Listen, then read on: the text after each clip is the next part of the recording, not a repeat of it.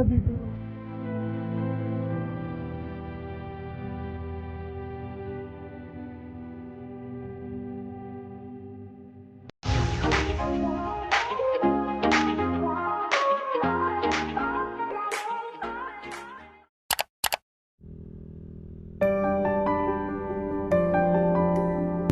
Good morning po, nandito tayo sa may post office building, likod po. Good morning, second day po. Dito muna tayo, ganda ng view. Wow, ang ganda ng view mga kababayan. Kaya malinis ang ilog natin yung ilog Pasig. So punta tayo ngayon ng Kalaw.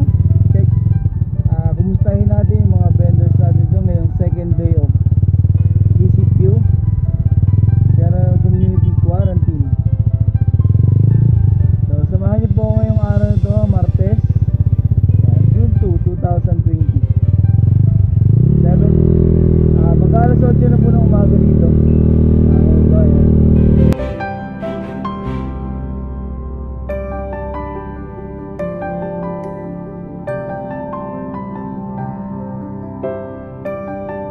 Kumustahin ang Kalaw. Doon po sa kabila ay North Bridge. Dadalo dito tayo doon. Medyo malubak dito. Kaya ipapasyal po kayo sa second day of General Community Quarantine.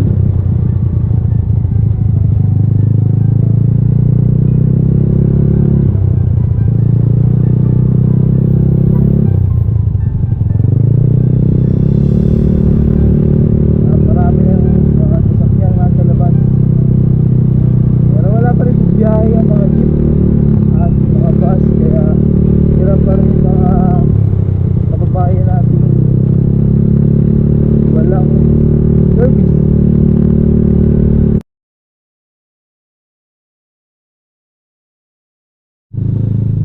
Kaya mga kadong, sa lobat tayo kanina ngayong umaga, kaya ngayon natin didiretso ang ating vlog sa pagpunta sa Kalaw. So kumustahin natin yung mga vendors doon, kung ano na nga bang sitwasyon doon ngayong General Community Quarantine second day, June 2. So kanina mga kadongs, lobat tayo kaya hindi natin na-diretso yung vlog natin.